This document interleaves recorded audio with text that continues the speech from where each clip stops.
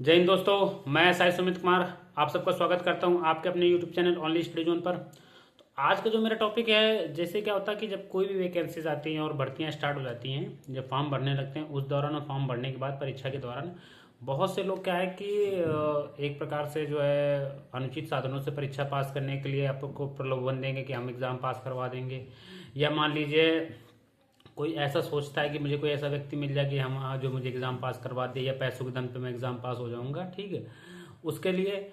और सेकंड क्या है कि इसमें हम बताएंगे कि अभी वर्तमान में जो अभी 2024 में जो कानून आया है उसके तहत अवैध साधनों से जो भी परीक्षा पास करता है या मान लो परीक्षा में अवैध साधनों का प्रयोग करता है उसके लिए क्या पनिशमेंट है, इस पर बात करेंगे।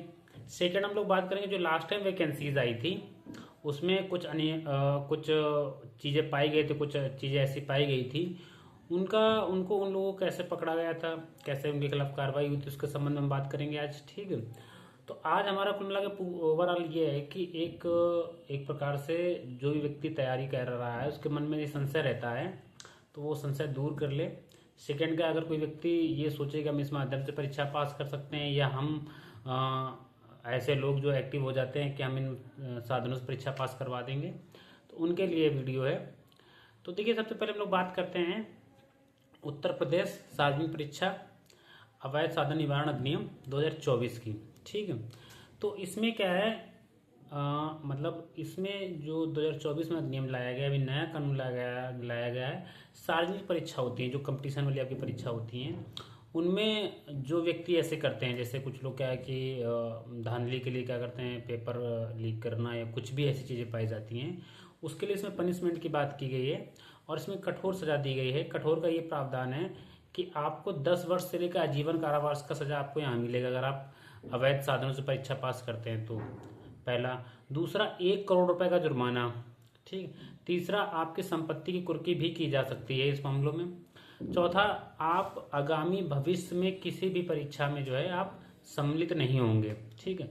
तो जिस भी व्यक्ति के ये माइंड में चलता हो कि जो है हम अवैध साधनों से या इन चीज़ों से परीक्षा पास कर लेंगे या ऐसा कर लेंगे वैसा कर लेंगे, तो ये मान लीजिए एक प्रकार से असंभव है, ठीक है। अगर ऐसा करते हुए आप पाए जाते हैं या मान लो ऐसा करने का प्रयास करते हैं तो आप पहले इन सजाओं के बारे में सोच लीजिए, ठीक है। सजाएं जैसे आपको आजीवन कारावास तक की सज़ा मिल सकती है, ठीक है।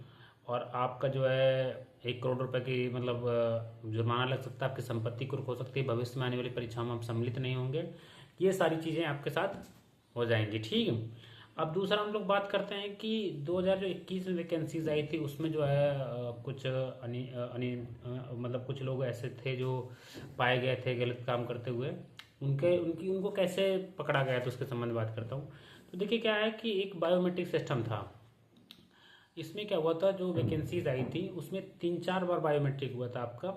एक तो डीवी के टाइम पे आपका बायोमेट्रिक होता ही होता है।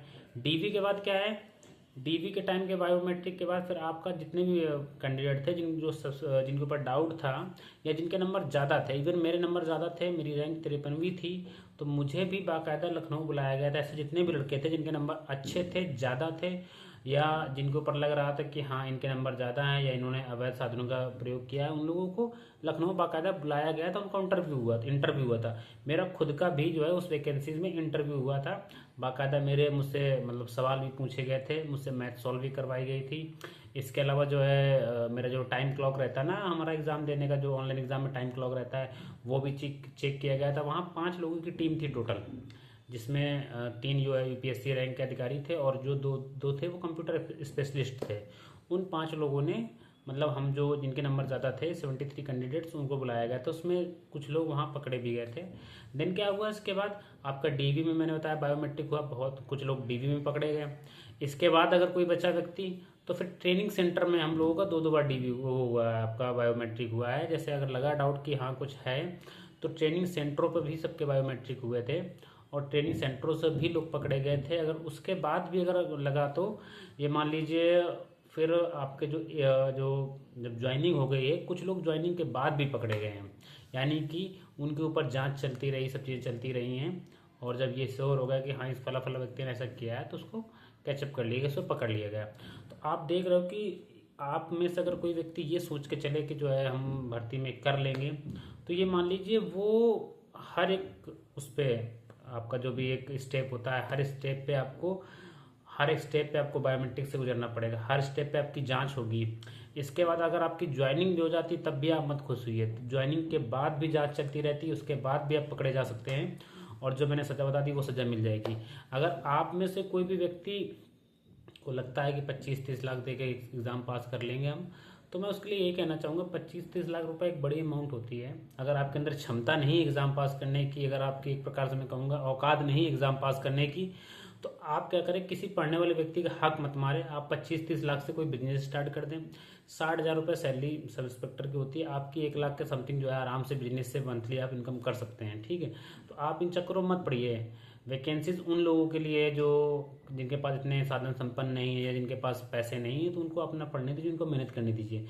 और बाकी अगर आपको वो है तो फिर आप ये सारी सजाएं जो आपको बता दी मैंने तैयार रहिए। और ये मान लीजिए लास्ट टाइम से इतनी चीज़ें सीखी गई हैं कि इस बार आपने देखा होगा कि जो फॉर्म फिल करने का जो प्रोसेस है वो भी बहुत जटिल कर दिया गया है। गवर्नमेंट और जो एजेंसीज हैं वो पहले से अलर्ट हैं।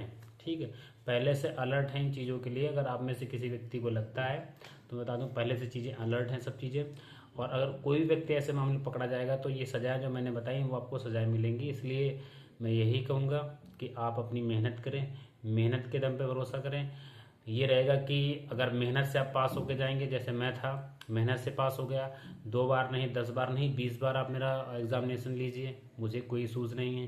ठीक है, क्योंकि जब आप पढ़ के जाते हैं, आप पेपर क्रैक करके जाते हैं, आप तैयारी करके जाते हैं, तो आपके अंदर क्या है, कॉन्फिडेंस लेवल रहता है कि हम किसी भी व्यक्ति को फेस कर लेंगे। और जब आपने यदि कहीं चोरी की हुई होती है तो वहाँ आपका हर एक स्टेप पे आप डरेंगे। जैसे बहुत से लोग ट्रेनिंग पे क्या हुआ, उन्हें लगा कि बायोमेट्रिक होना है तो 1-2 लोग गायब हो गए, भाग गए। ठीक है, ऐसे हमारे यहाँ जब हम गए थे इंटरव्यू के टाइम पे, वहाँ पर भी 1-2 लड़के भाग गए थे, आए ही नहीं थे। तो वही चीज़ बता रहा हूँ। तो इसलिए जो है मेहनत करो, अभी टाइम है आपके पास, आप मेहनत करो, अच्छे से मेहनत करो। इनकेस एक में नहीं होगा दूसरी वैकेंसी में हो जाएगा, किसी तीसरे में हो जाएगा, लेकिन जब ईमानदारी से होगा तो आपको ये रहेगा कि हम हर सिचुएशंस के लिए, हर चीज़ के लिए हम फेस करने के लिए तैयार हैं। आपको जितनी भी परीक्षाएं लेनी, हम सब परीक्षाओं के लिए तैयार हैं। तो आशा करता हूँ आप लोगों को समझ में आ गई होगी बात मेरी। तो और ये वीडियो उन लोगों के लिए भी बनाना जरूरी मुझे समझ में आया कि जो बच्चे तैयारी कर रहे हैं उनके मन में कहीं ना कहीं ये रहता है कि सर कहीं ना कहीं मेरा हक जो है लोग मार न लें धांधली करके। तो आप बिल्कुल एकदम वो अपनी तैयारी पे फोकस करो, अपनी मेहनत पे फोकस करो। इन सब चीज़ों के लिए एजेंसीज, गवर्नमेंट्स ऑलरेडी वर्क करती हैं। ठीक है, सब चीज़ें ऑलरेडी वर्क करती हैं। लोगों के साथ इन्हें कड़ी से कड़ी सज़ा भी दी जाती है। हमारे साथ में ही भी पकड़े गए काफ़ी लोग, जो है हमारे ट्रेनिंग सेंटर से भी पकड़े गए। जब हमारा इंटरव्यू हुआ वहाँ से भी लोग पकड़े गए, उनके खिलाफ कार्रवाई की गई, सब चीज़ें हुई। तो मैं आशा करता हूँ आपको वीडियो अच्छा लगा हो और ज़्यादा से ज़्यादा लोगों को शेयर कर दो, ताकि अगर कोई व्यक्ति आपसे आकर कहे भी इस चीज़ के लिए कि जो है हम पेपर पास करवा देंगे, तो उसके खिलाफ कोशिश करो कि उसके खिलाफ आप एक्शन लो, आप उसके खिलाफ कंप्लेन करो, ताकि ऐसे लोगों को फाइंड आउट किया जाए, इनके खिलाफ कार्रवाई की जाए, इनको कड़ी से कड़ी सज़ा दी जाए। तो थैंक यू।